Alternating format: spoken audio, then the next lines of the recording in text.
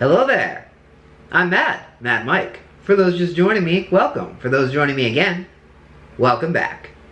So today, we are going to be talking about the video game franchise, Final Fantasy. Even if you're not an avid gamer, I'm more than willing to bet that you've heard of this franchise before. Final Fantasy has been around for over 30 years, giving us all sorts of different games, spin-offs, and has been practically on every platform. While the world of each game is different, the one thing that remains the same is that it's generally a fantasy world that often mixes magic and machinery together, and centers around a vast cast of colorful and in-depth characters. Honestly, any of these games alone can make for a film franchise, or even an anime series. But, that's not what we're here to discuss today. After all, with such a prestigious franchise, it's obvious that a film would eventually be produced. Today, we are going to be talking about... Hey! Ah! My brother, how you doing? What the... Marquis? It is I, in the flesh. Oh my god! Dude, I haven't seen you since college. How you been? Been wonderful. And yourself? Well, I've been good. What are you doing here? I decided to show up for a couple of reasons. First off, I had a sneaky suspicion you were about to review a movie with my area of expertise. Well, yeah, that is true. That you did study animation in college, I remember that. That I did. You know? Yeah, why not? I could use your help on this one. Oh, what was the second reason? Well, you see, you didn't ask me to help you. In your Roger Rabbit review? Care to explain? Final Fantasy: The Spirits Within!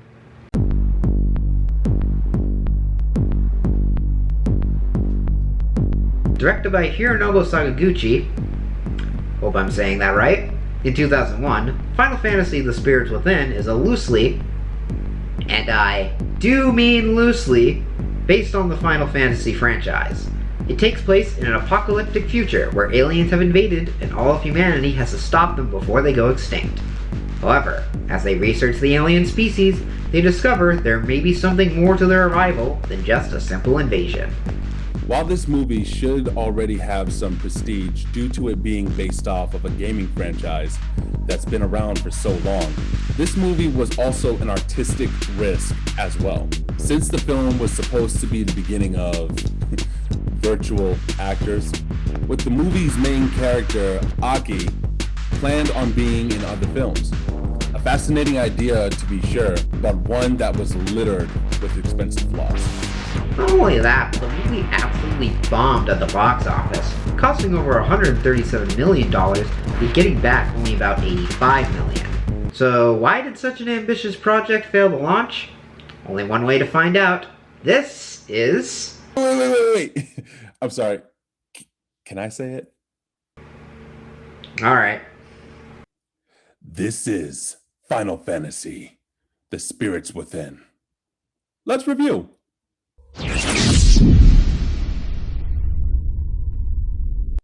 What is it with Columbia and that opening? Like, are they trying to blind us? Maybe it's the Men in Black trying to make us forget this film. So, the film begins, I don't know where. It just begins.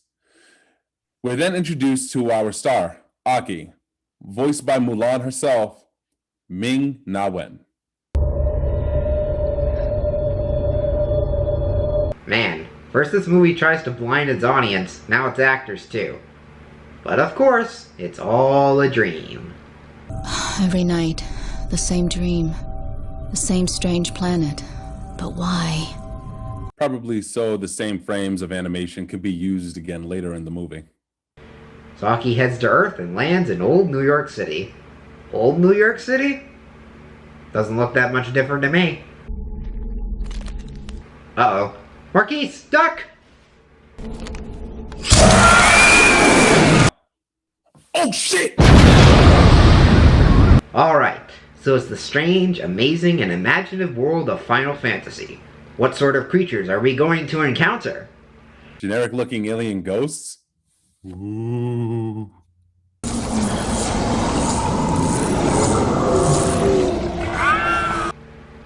Well, that's disappointing.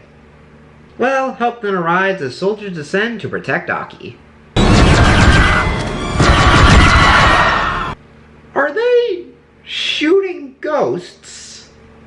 That seems pointless. They should at least use a proton pack. The soldiers want to bring Aki back to safety, but it seems like she's after something. Life form or not, I'm taking you in. Fine, arrest me, but I'm not leaving without that life form. What a pisser. Aki eventually finds what she's looking for, a small plant. Oh god, I hope this movie didn't inspire Wall-E. They then evacuate when more phantoms begin showing up. I got you! Did that really warrant such an epic music score? I think the worst that would have happened was the guy would have taken a tumble. Hey, they have a piss-poor script. They gotta try to make something out of nothing. After they leave, we meet the rest of our crew. Captain Gray Edwards, Aki's ex, voiced by Alec Baldwin, Ryan, voiced by Ving Rhames, Jane, voiced by Perry Gilpin, and Neil, voiced by Steve Buscemi. They bring Aki to... Wait a minute. What? Why would they use such prestigious actors? Well, they gotta get a crowd in. These are such well-known actors and voices. Not only do they not really match the characters being portrayed here, the whole point of this movie was to introduce the concept of virtual actors. So if you're going to do that, then why not hire actors that are less known or new? A good point, and I quite agree. That being said, Aki was really the only one who was being promoted the hell out of. However, to your point, the voice actors for these roles really don't match the look of the characters. Steve Buscemi in particular stands out like a sore thumb. I hate getting scanned. Teens are suspected of causing sterility, and I want to have a little Neil Jr. calling me daddy someday. Looks like you've gained some weight. It's called upper body strength, Neil. Get a girlfriend. I'm working on it. What's with her and that stupid plant? What? After Aki saves Gray from a phantom inside his body, we get to meet her mentor, Dr. Sid, voiced by Donald Sutherland. They're researching the phantoms and their connection to the spirit of the earth, known as Gaia. Apparently, they've gathered powerful spirits from other life forms and hope to use them to counteract the phantoms. You made it possible to harness that energy for Ovopack, scanners, even the barrier. The council knows that. They trust you, Doctor. Hey, is it just me, or does nobody really emote in this movie? No, you're quite correct. One of the charms of animation and what makes it work is the emotion that the characters are given, whether it's by their facial expressions or their body movements or body language. The characters move to match their personality. Without it, the characters just seem stiff. I think I see what you mean. And to be honest, the acting seems off here too. I mean, all these actors are very talented, so it has nothing to do with them. I suspect it's more the direction. However, much like the characters in this movie, the actors just sound forced and disinterested, which makes it harder for a viewer to get engaged. Well, at least we have one saving grace. Our obvious bad guy, General Hine, is portrayed by none other than James Woods. Could you please explain why? Zeus was completed a month ago. If we attack the meteor with this, we will eliminate the phantoms at their source. Good lord! They didn't even try to hide the fact that he's a bad guy. I'd like to ask the director of the Bioetheric Center to speak. As you all know, the... Oh! There it is! What is it? The legendary phrase of lazy writing, as you know. Why is that lazy? I mean, we as an audience don't know any of this. Very true. However, think about it in the context of the film. After all, Dr. Sid isn't speaking to the audience, right? Okay. Wait. I get it. It's used as a shameless exposition dump, and it doesn't make sense because if they already know it, then there's no point in explaining it? There you go. The more you know. So, just a quick summary, this part doesn't really give us much except an overhaul of exposition. So, Marquis, if you're up for a nap, why don't we snooze until something interesting happens? The end credits, I take it? I like the way you think. Now, however, it also means that the beam energy may be too strong, injuring the Earth. Here just to talk about some Gaia theory, to tell us that planet is alive, that it has a spirit. That's a fairy tale. And I'm sorry, if I point a gun at the Earth and fire, I'm not just making a hole in the ground, I'm killing the planet. Dr. Sid, the Gaia theory has not been proven. Even if Gaia does exist, won't we still... But there is an alternative to the space cannon. Another method? Yes, a means of disabling the Please. And as we know, the aliens display a distinct energy power. Now, it is a fact that Where is the proof? What? Aki then reveals that she's infected with a phantom, and that the 6 spirits they've gathered so far have kept her alive. However, they have to find the last 2 in order for her to survive. Wait, they've already gathered 6? I would have assumed that they must have used, New Game Plus or something. Aki prepares to leave for the next spirit, with Gray wanting to join her around this time. Looks like now is the chance for them to catch up. Especially since Gray's team decides to play matchmaker and stop the elevator. It's amore, baby.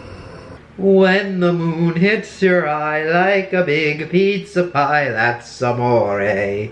When a girl says she'll die so that you'll stay alive, that's amore. What? What, is that not romantic? No! Well then tell the movie that. The 5th was a little girl, dying in a hospital emergency room. No.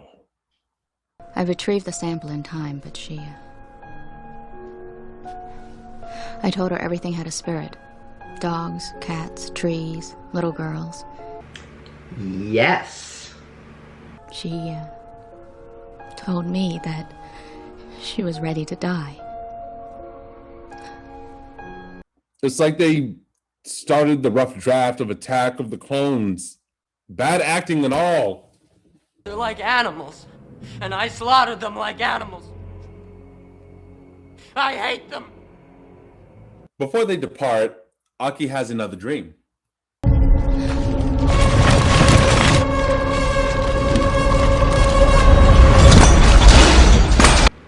You know, oddly enough, I don't think it's inappropriate to add this music to this scene. The Jets are gonna have their day tonight. The Jets are gonna have their way tonight. Eventually, they arrive in the area where the 7th spirit is, a graveyard of soldiers. You're not gonna tell me it's him. It seems to me that the 7th spirit is dead ass. Unfortunately, they can't stay for long as some giant phantoms show up to cause some trouble.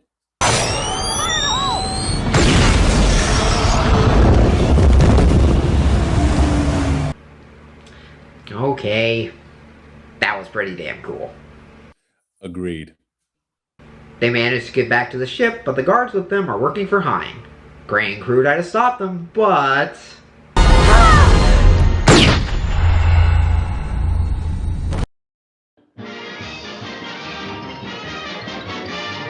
No, of course that's not how it ends. They manage to subdue the guards and take Aki back to Dr. Sid, who says the only way to save her is to transfer a sympathetic spirit into her body. Yeah, because removing the bullet and stopping the bleeding is so old school. Gray, of course, volunteers, allowing him to see into Aki's dreams. Somehow.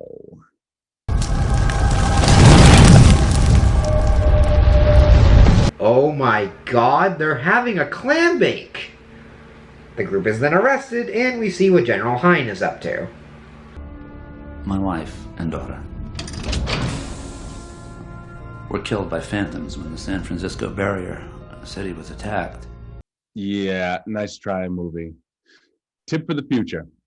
When you make your villain look like a rejected design for M. Bison, don't bother trying to make him sympathetic. You get what I mean? Of course! Hein then has the brilliant idea of opening the barrier and letting some phantoms in, hoping that this will push the council into using the Zeus cannon sooner. Relax, Major. When this night's over, you're going to be a hero. Guys, relax. It's only halftime. We then go back to our main crew, who discuss Aki's dream. Think of the dream, Gray. How they died. Since then, all they've known is suffering. They're not an invading army. They're ghosts. Wow! My God! Are you trying to tell me that the things you've been calling spirits and phantoms are actually ghosts? Marquis, say it with me. Yeah! No shit! Unsurprisingly, a crap ton of phantoms break in and begin messing up the place. This causes a power outage, allowing our main heroes to escape. Proceed to the nearest evacuation facility. Proceed to the nearest evacuation facility. I think we should proceed to the nearest evacuation facility. Proceed to the nearest evacuation facility. Marquis, did they actually just make a clever joke? I'll be damned. I think they did. Okay, movie will give you one. They all escape and eventually commandeer an attack jeep. Oh, now it's my turn to add an inappropriately appropriate song to this situation.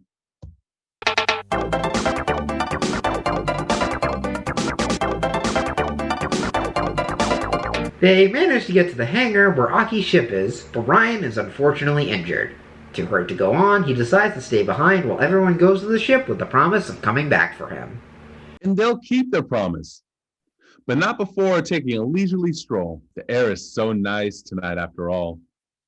Unfortunately, as they free the ship, a mega phantom appears, killing both Jane and Neil. Oh no, not the unfunny comic guy and the girl that's not Aki. I was so unemotionally invested in them.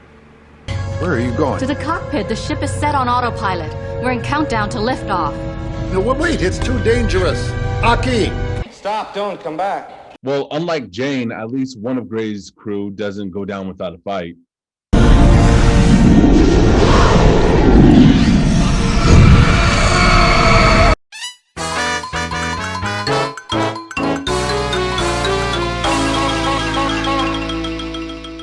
Aki, Dr. Sid, and Gray are able to escape. And if you thought this movie was insensitive about love and death before, Aki and Gray proceed to make out after the death of Gray's friends. What? Dr. Sid discovers that the final spirit is in the impact crater. However, it's an area fatal to humans, so they discuss a way to get to the spirit. I can construct a device that would attach to Aki's chest plate to gather the 8 spirits, and then... And then what? And then we wait. Not a great plan. They head off to the crater where the phantoms first appeared. Meanwhile, General Hein has arrived at the Zeus cannon. Wait. It's called the Zeus cannon, and James Woods played Hades. That can't be a coincidence. May I continue? No. Oh, yes, of course. They locate the final spirit in the crater just as Hein begins attacking the crater. Unfortunately, all that does is unlock the final boss.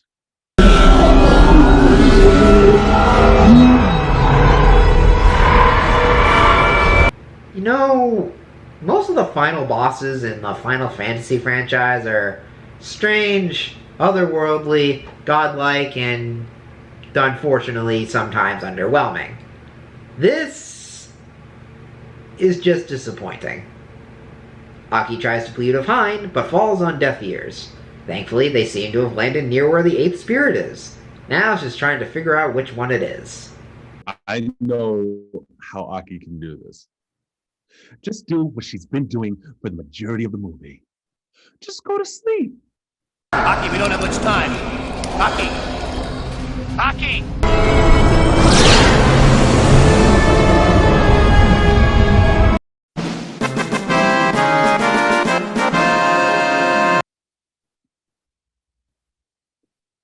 Hey, yo, that worked? Wait, hold on. I was just kidding. The Loki has completed the spirits, Hein overloads the Zeus cannon and fires one more shot, causing some serious damage and blowing the cannon up. Warning. System overload. I know. Warning. System overload. I know! Warning. System I know! overload. You know. I know. I got it. I got the concept. Hockey and Gray manage to survive, and Gray decides to use the spirits to sacrifice himself and save the world. Why he feels the need to do this is anyone's guess, really. Don't leave me, Gray. You've been trying to tell me that death isn't the end. Don't back out on me. I ignored my destiny once. I cannot do that again. I'm sorry, little one. So Gray sacrifices himself and I guess restores the planet. And what's the line that Dr. Sid sends us out on? Oh, it's warm. Like the piss in my pants. What? He's old. The movie then ends as a bird flies overhead into a new world. And that was Final Fantasy: The Spirits Within. Wow, what a disappointment. One of the biggest problems is that it feels nothing like Final Fantasy. The series is famous for being an amazing mix of science fiction and fantasy, giving us colorful characters, beautiful worlds, and complicated but compelling stories. This movie feels like nothing but a generic sci-fi flick, so easily forgettable if not for the name. The animation is problematic too. While it does look good, especially for the time that it came from, nothing really sticks out. And because the characters themselves are so lifeless in their expression, it's so hard to connect with them. Whether they actually meant for this to be used for a new age of cinema or not, this movie just doesn't stack up. Overall, this movie is dull, pointless, and a big disappointment for both animation and Final Fantasy. If you really want to experience this franchise at its best, then you're better off playing the games. Well, it was a pleasure having you, Marquis. It was a pleasure to be here, my friend. Though, I do warn you, this will not be the last time that you see my face.